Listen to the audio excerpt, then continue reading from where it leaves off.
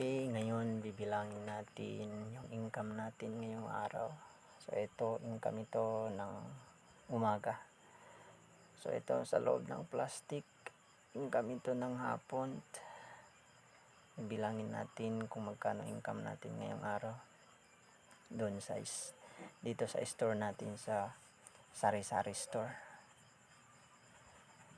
Kasi medyo maraming customer kanina.